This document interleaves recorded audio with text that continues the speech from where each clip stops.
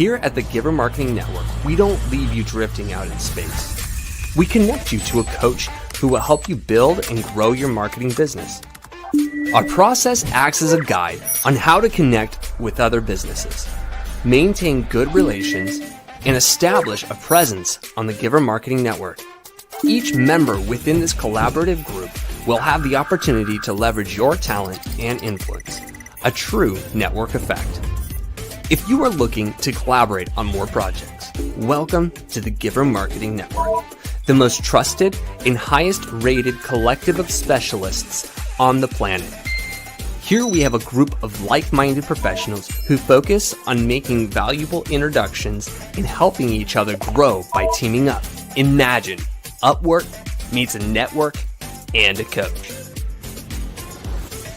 The talent collectively includes services like visibility and SEO, creating logos, designing websites, managing social media, outreach messaging, visual storytelling, and much more. Think of what you could do with laser-focused allies strengthening your business while offering your talent to the entire network. Click near this video for more information.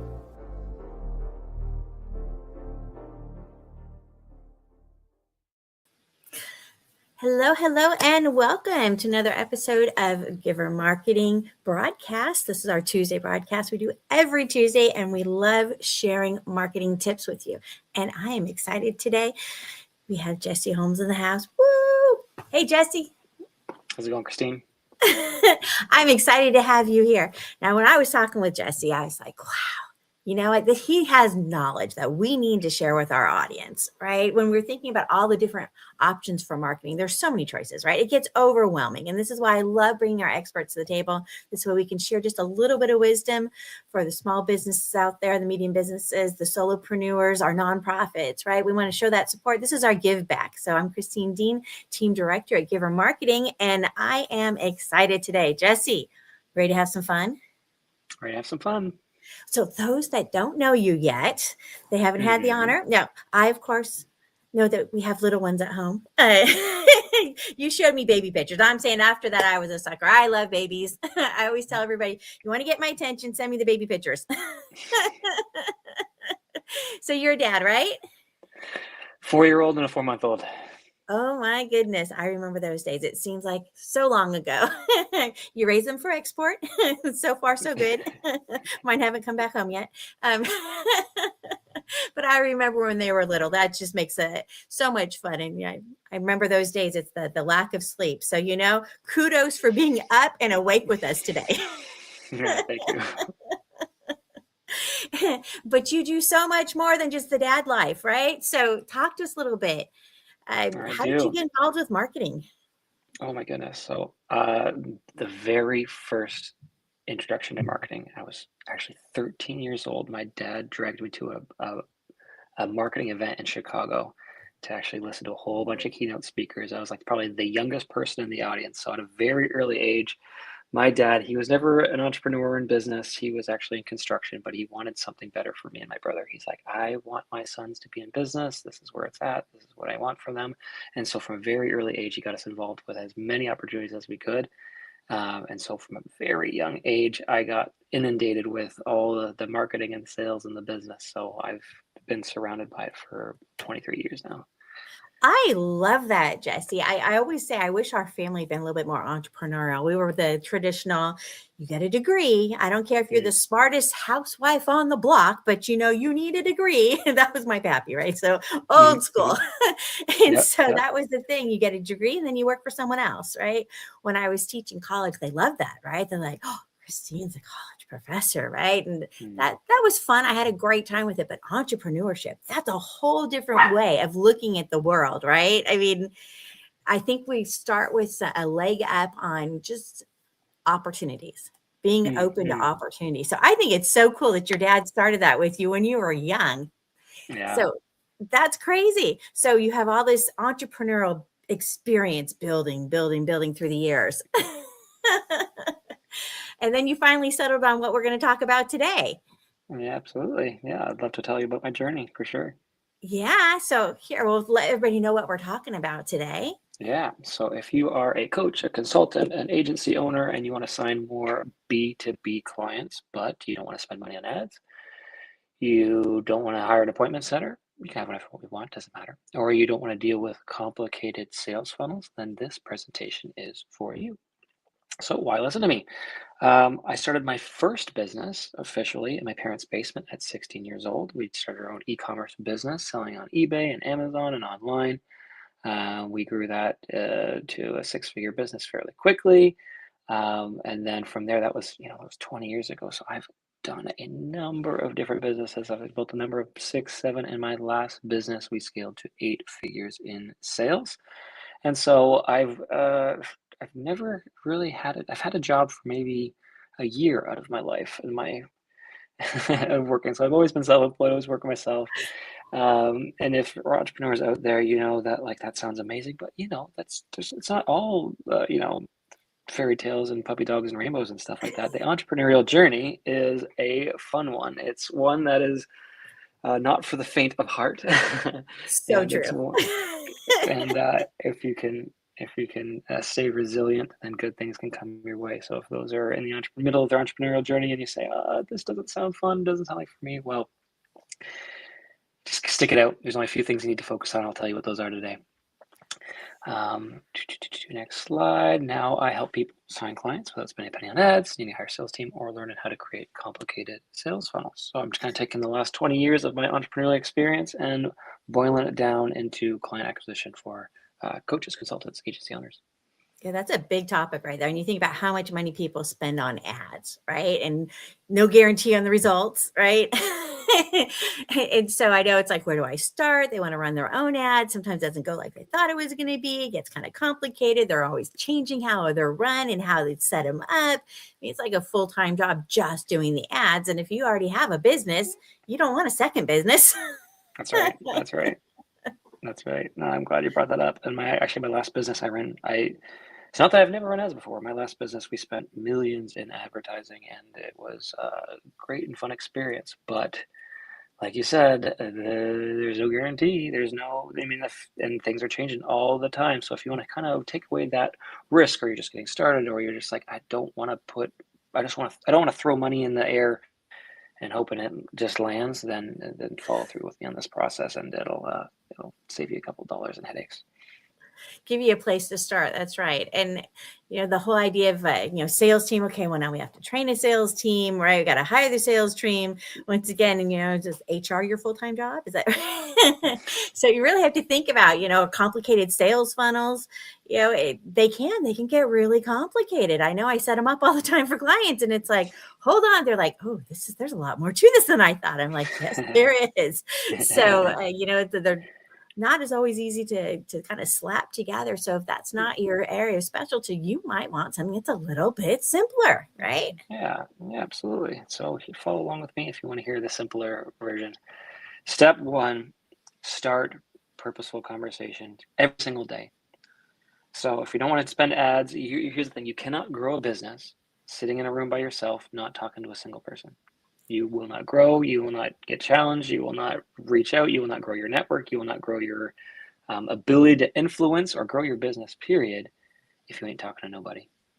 Especially if you're in business and you don't know exactly what your client wants to buy, things like that, you gotta start here. You have to start having purposeful conversations.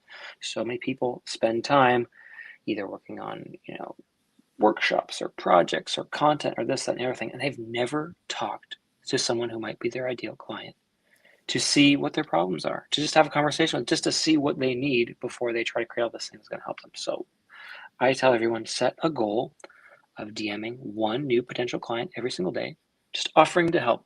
You just try to make a connection or do an interview with them or try to send some business way, but just lead with trying to help. Just if you want to open the door and have more talks, have more connections, and want to network with more people and want to just grow your reach and your impact in your business, set a goal of messaging one person a day, offering to help them completely for free.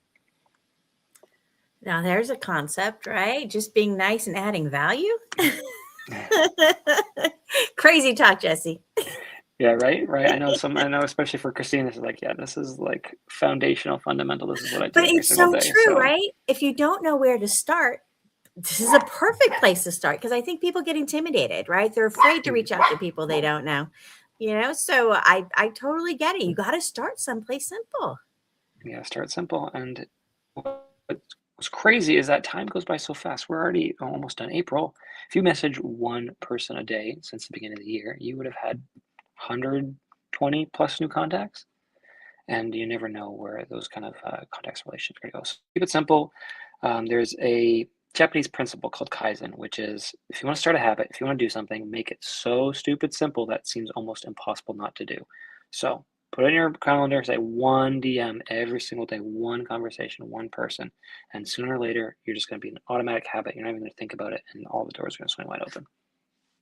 Right. And that's so important, where to start, where to feel comfortable. And I think a lot of people are afraid, right? But one doesn't seem so intimidating, right? I mean, everybody can do one, right? And once you That's get right. that habit, it gets a little bit easier, a little less intimidating, right? And maybe you'll, get really excited and do two. You never know. Good things can happen. So step one, send a DM. Step two, when you're booking, you want to have a conversation, you want to take it to the next level, you want to just get out of the chat, and you want to actually like one-to-one and have a conversation with people, I suggest book on their calendar, right? If you want people to actually show up, go on their calendar. People show up to their own appointments much more often than they show up to your appointment. So if you want to say, I want to have more conversations with people, more chats with people, it could be my ideal client, I might know them, send them a DM every day, offering help sending business their way, and book a call on their calendar link if you want to improve your show up rate. I love that. That's some great advice right there. He's bringing out the A game tips. Remember that. Book on their calendar so they'll show up. Yeah, that's right. It's a little sneaky psychology thing that works for me. So it works for my clients too. So we keep doing it. So that's step one. Step two, when you're on that call, build rapport. That's what Christine started with. This is what she knows. And this is very basic, but it's basic for a reason. It's fun. It's fundamental. It's foundational. It's things that will not change no matter what business you're in. Regardless of what kind of business you're in, you need to talk to people, you need to have conversations with them, you need to try and help them, and you need to get them to like you and trust you and build rapport with them. So the best way to build rapport is not to make it about yourself. Make it about them. Get to know them further. Learn about what they do. See if you can help them. If you want to get someone to trust you and to like you, start serving, start helping, start giving. I love this. This is the basics right here. When you can get good at the basics, we're big about the foundation, right? If you can get really good at the foundation, you'd be amazed how much more you can accomplish. That's right. That's right. The experts, the best in the world at stuff are those who have a stronger grip and a practice of the fundamentals than anybody else. If you think of the best athletes, the best anything, their fundamentals are rock solid. They know them inside and out. And these are some of the fundamentals of being in business. Absolutely. That consistency, right? Like you're saying, every day. That's right. That's right.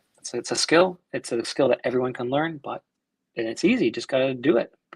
The hard part is doing it every day. So if you want to actually get better at it, make it as simple and easy and enjoyable to do every single day so you can stick to it.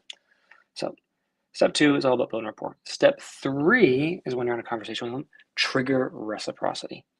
And this is a lot of Christine. Again, this is like, I say this to you and you're like, yeah. And I love this. No, preach, Jesse, preach.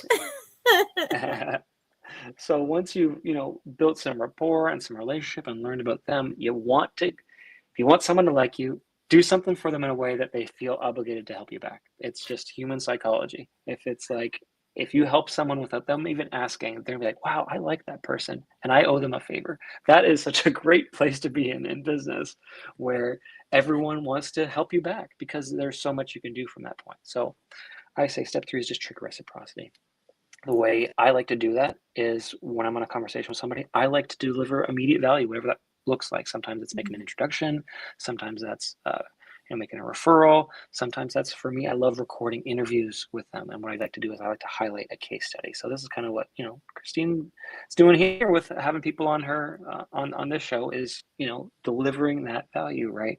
And so I like to do that immediately by just saying, hey, let's hop on an interview right now. Let's record something that highlights your specialty, your expertise, and I can share it with my audience and try to help give you more exposure, some more visibility, see if I can send some business your way. Absolutely. We love adding value. Yeah, absolutely. So Once you have triggered reciprocity, here is where the sneaky part comes in. See if they need your help. So when people are saying, if you've done a good job and you've offered to help someone, you've got them on a call, they like you, and you've done something for them where they're like, wow, thank you so much. How can I help you? Let's use that to learn more. See if they say, hey, how can I help you? What can I do in return? Be like, you know what? Actually, I'm doing some research, or I'd love to know more. I would love to. Hey, Joe, how's it going, brother? Um, I would love to know, I want to know more about what you might be dealing with, any challenges or any things that you're working on. Or like if you could change anything about whatever you're working on, what would you change? Like get to understand if they have any problems or challenges, because we get paid as entrepreneurs in direct proportion to the problems that we solve for people. And so if we don't know what problems are out there, how we solve them, or people aren't, letting us know how they describe their problems and challenges, it's gonna be a lot harder for us to market ourselves to them. And so what I like to do is ask them, the biggest challenge is though, is a lot of people, when you ask them what their problems and challenges are, the biggest thing, if they feel like they're being sold to or pressured, they probably won't tell you the full truth because they don't want to get blindsided and smacked over the head with a sales pitch. So what I like to do is, again, build that reciprocity, that trust and the rapport, and then say, hey, look, I'm creating content to help people sign clients. Can I ask you a couple questions to see what you'd find helpful? They'd be like, yeah, absolutely. And say, okay, what would you change about signing clients? Oh, this. Oh, tell me more about that. How long has that been a problem? Just dive deep on a very surface level. But because you've built that rapport, that relationship, and the reciprocity, they're much more likely to give you the genuine truth. And when they give you that genuine truth, now here's how they describe their problem. One, this is great market research for any content that you might create or anything that you might do for your business. But when you know how someone describes their problem and their challenges, now you can understand, okay, this is what's important in the marketplace. This is what I need to find out a solution for. This is what I need to focus on helping people with. It's reconnaissance, it's research, it's live feedback from the marketplace in a way that really helps you understand how you can best solve their problem. I love it, Jesse. Like Joe said, it's a nice natural approach, right? It's having real conversations with real people. That's right. And so the transition here is, if they have a challenge or a problem that you legitimately know that you're going to be able to help and solve, ask them if they're open to a different perspective. We're getting consent. We're getting permission to see, would you like to hear anything different about this challenge and problem to see if I might be able to help? If they say no, then it's like, okay, cool. We had a great keep stay in touch. Maybe we can connect some people. Like, we've built a rapport and relationship and still built that reciprocity. No harm, no foul. Everything's been great and cool and above board. But if they're open to a different perspective, perfect. Now we can transition into having a conversation at a later time where we can share and understand more about their problem and share a different perspective. This just gives us permission to say, hey, can we dive deeper? Can we understand more? Is this a problem that's important to you that you'd like a second opinion on? I love this, Jesse, because that's a lot of times we think, oh, I can help you. And then we all over them, right? I often say that unsolicited advice is rarely appreciated. That's right. So think about that for a moment, right? Think about the last time somebody gave you advice and you didn't ask for it. That's right. So it's there's a certain level of presumptuousness, right? Mm-hmm. So, inviting, hey, you open to another idea on that or another perspective? And, if they say yes, right now they've opened the door for that conversation. If they're not interested, you're just talking just to hear yourself talk at that point, because they're not really paying attention or listening to you, right? Exactly. That's right. I'm so glad you brought that up, because it's so true. I used to all the time, oh, you have this problem? Do this, do that, do this, do that. It's just like, look, I didn't ask you for your opinion or perspective on this. So, it just kind of shoots ourselves in the foot. So if we say, okay, would you open for your perspective? They say yes. Again, let's hold it back. Let's not dive down deep and try to solve every problem right then. Let's book a follow-up call. Let's have another conversation about this. Let's not try to pretend that I can solve all your problems right here, right now. Let's set aside enough time to deeper understand where they're at, because they need to feel that you understand their problem and able to describe the problem in the way that they have the problem, if they're even going to be interested in any type of solution whatsoever. If you assume that you know exactly what their problem is and you say, I know what your problem is, this is your solution, they're gonna be like, you don't know me at all. Like, what are you talking about? And so this Right. is the time where we set aside for like, okay, let me see if I really understand what you're going through. Let me see if I really understand Yeah. all of your challenges, all your problems, things like that in a deeper way before I open my mouth whatsoever on what I do and what I solve and how I offer to fix your problems. Absolutely. I was just thinking about a client that recently had said, yeah, they went in to talk to somebody. It was going to be a new client. And then they thought they knew what they wanted, exactly what you're talking about. And they had this great idea and they kind of walked in the door with preset notions of what they wanted to Mhm, pitch. Right. And it mhm, turns out it mhm, was completely different than what the person was actually looking for. Right. So there was a missed opportunity because instead of coming in with a spirit of inquiry, right, and mhm. asking questions to find out what they're looking for, what they need, and how you can help them. You came in with an idea already, and then whoop, and just and sales breath and vomited all over them. That's right. That's right. So Absolutely. yeah, we miss opportunities that way. So we got to be That's careful, right. right? The whole That's right. point behind That's right. serving is serving people in a way that they can appreciate. That's right. Oh, I love that you said that. Yes, it's serving people the way they want to be served, not the way I think they want to be served. That's great. Absolutely. That's great. And so when you're on this follow-up call, let's dive deeper. Get clear, get crystal clear on their challenges and problems in the way that they describe them. Understand the impact that it really has on them. See like why it's important to them. See what their goals are. Like what are they trying to accomplish? Figure out what else they've tried. People aren't going to buy another solution if they've already tried something like that. People want Mhm. something different than everything else they've tried and hasn't worked for them in the past. So you got to find out, okay, what else have you tried? If if you've tried 5 marketing agencies helping you with content, why were they going to go with the sixth one? Do you know what I mean? Like you need to understand, what else they've tried. You understand why this is important to them right now, and they need to understand like what's this costing you if things stay the same. Like if nothing changes, or if this problem keeps continuing on, like what happens? Is everything hunky dory and cool, or is like things really bad if this problem keeps going? Okay, well then you can ask them. Okay, well, do you think now is a good time to change? And if they say, yeah, absolutely, now we can go into our own stuff. But if they say, I no, I'm not ready, love this. right? I But if they're love like, this no, right here. This is awesome. Yeah, I'll yeah, take a screenshot of this. Hold on to this. This is great information right here, right?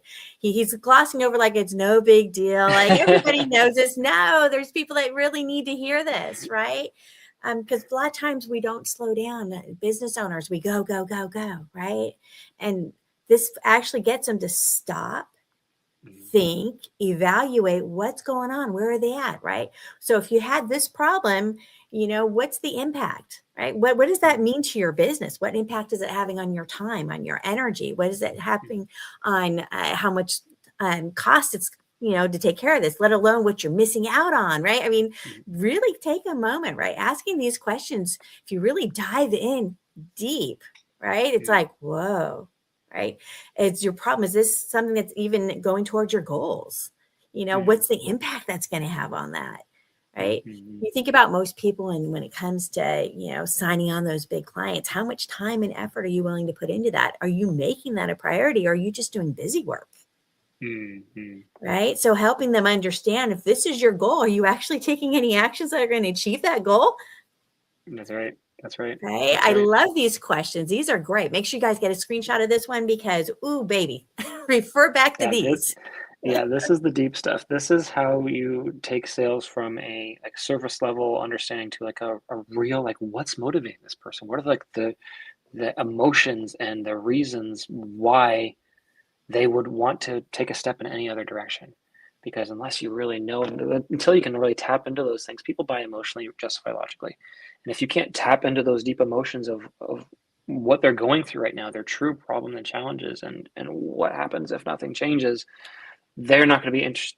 They're not going to connect the dots between their problem and your solution.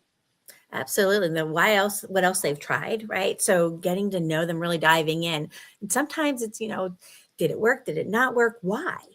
That's right. Right. That's right. Helping them Yep. sometimes just kind of brainstorm and troubleshoot, like, ooh, I'm familiar with that. I've been there, done that. One Mhm, of the problems I ran into was this, right? Giving them an mhm, example, right? There's other ways to dive in there, but really listening to the answer, right? This is where we're mhm. diving deep and getting to know somebody, right? That's right. That's I right. love these questions. That's good. Like, that's great. So what I like to do is on that first call, it's like a high school reunion. You're trying to like, oh, I haven't seen you in forever. How are you? What are you up to? How can I help you? I mean, like that's the kind of thing. On this call, we dive in deep, but you're the therapist and they're laying on your couch and you say, hey, look, like give it to me straight. Like what's going on right now? Like how are things? And Mhm. really getting to know and understand it. Because just like a therapist or a doctor, like until they really know the problem, the solution isn't going to hit as hard. Absolutely. You kind of like, why is this important to them now? Right. You and I had Mm, that conversation. I mm, remember going through these steps with you and I loved it. mm, Right. So mhm, why is mhm, this mhm, important? So I was talking about my grandson, right? I'm like, I need to leave a mhm, legacy. I've got the sweetest little mm, grandson I want to leave legacy for, right? So mhm, what's mhm. their why? What's their motivation? Right. This That's is a right. great That's way to right. show them how, we can help you achieve your goals. That's right. That's right. And so once you've done the deep dive, then walk them through your process. Like until you know everything of their problem, their challenges, and how they describe it, then again, ask permission. Hey, what I could do right now is I could walk you through my process, A to Z, of how I solve this problem to get you your desired outcome. But you tell me, where do you want to go from here? Again, it's all permission based, consent based, all like, I have this for you, but do you actually want it, or is this unsolicited advice again? Like we want to make sure that we're really Mhm. serving and giving them that space and that permission to, to take the next step, if that makes sense.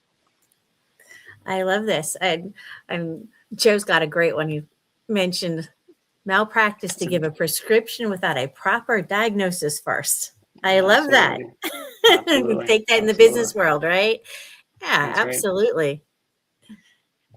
Yep, yep, absolutely, absolutely. So then, when you've got the permission, once you've walked into they walked into the process, then you can present the solution, what you deliver and the price. But not until you are fully understanding their problem, how they describe it, how it affects them. Like it really need again, it's malpractice by not doing this process and not doing this work because your solution just won't hit the same. It won't be directly tied into what they're looking for.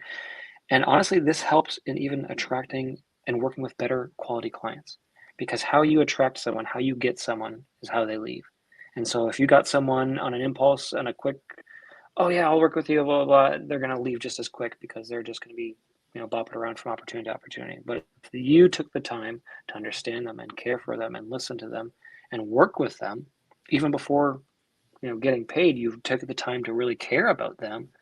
Now, when they become a client, they're like, and the reason I am a client is because this person really knows me. He really took the time to figure out exactly what my problems and challenges are, and before, and he learned those things before he even presented any solution. Taking the time to build that rapport is so important. Absolutely, absolutely. So, and then you overcome objections, Oh, I love and the way you you both. just skip over that. And then you All just right. overcome Okay. objections. Oh, Okay. really, Jesse? Okay. Okay. This is Let the me. man Let with me. the sales experience and understands the sale process. Now, the rest of the people out here are what? All right. Let me give you my number one hack for overcoming objections. So it's really important. There's a million and one ways to overcome objections, but the way that I really like to do it is by tying their objection is making sure that they feel really strong about your process because your process is going to be tailored directly to their solution.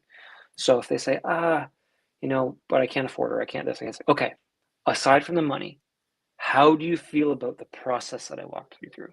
Do you feel solid and secure in this solution? Like, do you think this is going to solve your problem? Do you think this is going to get you your ultimate desired outcome? Do you feel like 10 out of 10, this is exactly what I need? As far as the process is concerned, does it feel rock solid, like this is going to solve your problem? I said, yeah, I trust the process. Okay, so aside from the money, the process is solid and secure. Yeah, absolutely. Okay, cool. Money's not an issue.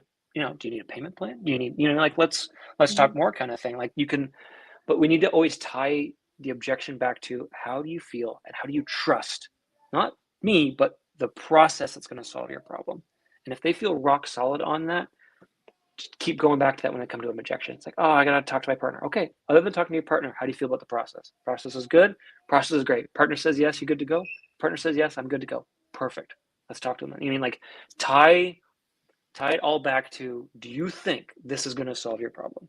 And if they say, yeah, I believe it's going to solve your problem, cool. Then, then there's no problems here, right? If this is going to work and you're sure that this is going to work, let's work. Absolutely. So focusing on the process and how that process is going to get them the results that they're looking for, solve the problem that they have, right? And life is going to be so much better. If we think back to the slide about all the questions and how we're getting to know them, right? We're tying that back in at this point. That's right. That's right. We're tying it all back to the work that we did before. That way, when the objections come up, we say like, hey, you're not afraid of them, and you're not like, oh my goodness, there's an objection. No, an objection is just them pushing back a little bit to see, they're testing your confidence level in the process as well. And if the person and if you meet them with like, how do you feel? Like, is this going to solve your problem? They say, yeah, it's going to solve my problem. Cool. Like, excellent. Now we're aligned. Now we're good to go. Yeah, it makes sense, right? And it's all so practical sounding. It all sounds so natural. I love the way you make it sound so easy, Jesse. Right. Well, it's simple and straightforward. The hard part is just doing it. Like, it's like saying like, oh man, Jesse, you make getting in shape sound so easy. You just gotta, move more and eat less. It's like, that's the simplicity of it, but it's doing it every day. It's actual implementation of it. And so this information is, I believe, like 10% of what it takes to succeed. The real success comes from implementing it and doing it. And it doesn't have to be hard.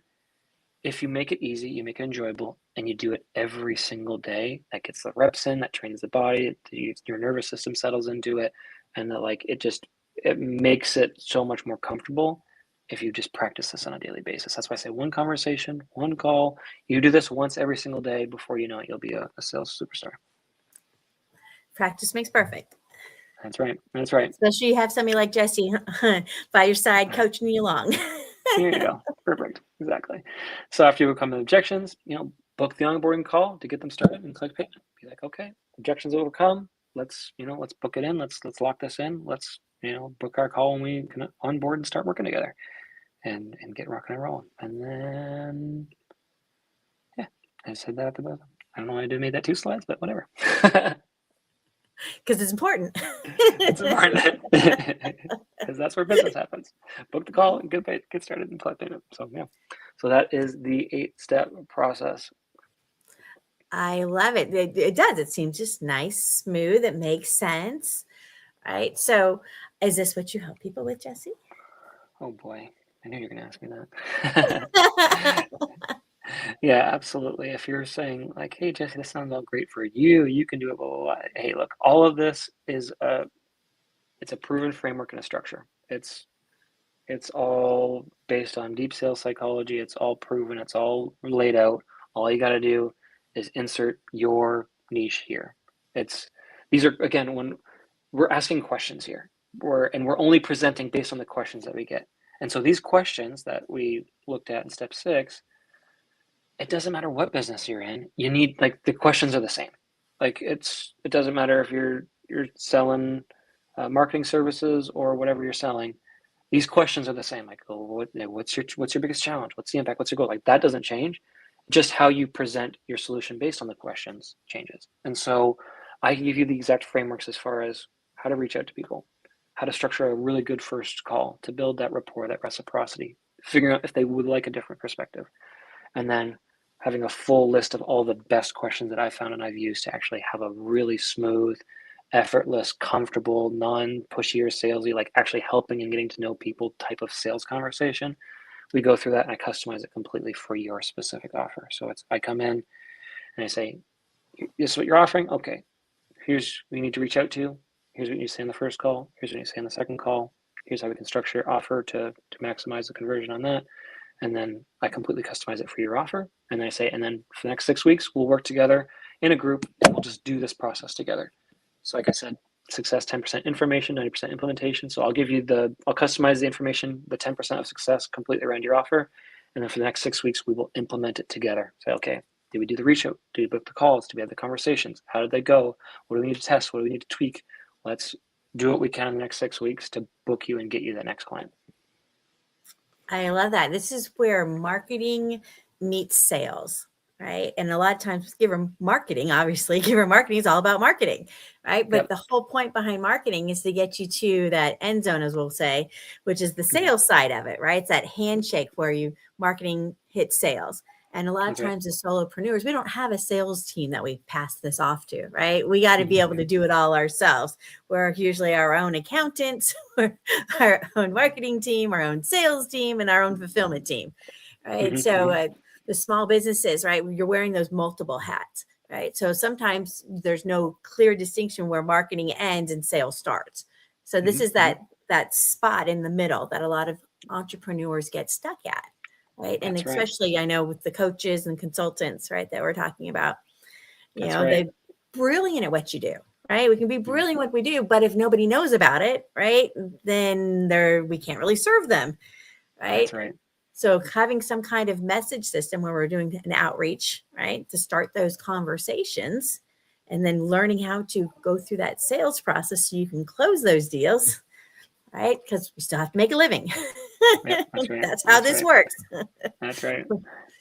And so if you're like a coach or a consultant or agency and you're like, I create content, I have an email list, I do workshops, I do all this kind of stuff, but it's not leading to good conversations, send out those are the first people you send that outreach message to. People that showed up to your latest workshops, people on your email list, people that engage with your content, send out a message, say, let's find a time, you tell me more what you do, I'll see if I can send some business your way. Start those conversations, get on the calls, build the rapport in the relationships, and understand how they describe their problems so that when you present your solutions, even in your marketing, it speaks directly to the problems that they said that they had.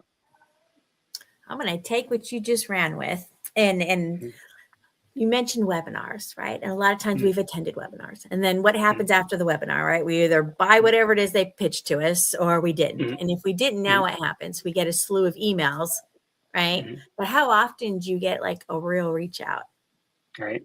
Right. Yep. Not just a spam email, the insert name here, but like a real connection request on LinkedIn per se, and say, hey, I saw that you were at the webinar, right? Just wanted to follow up and chat with you.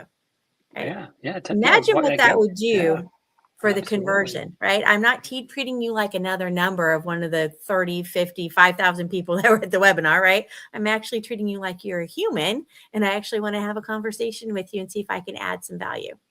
What a difference. That's right? Yeah, imagine how much more they would close if that was the case, right? Absolutely. And that really makes your content. They already met you. Absolutely.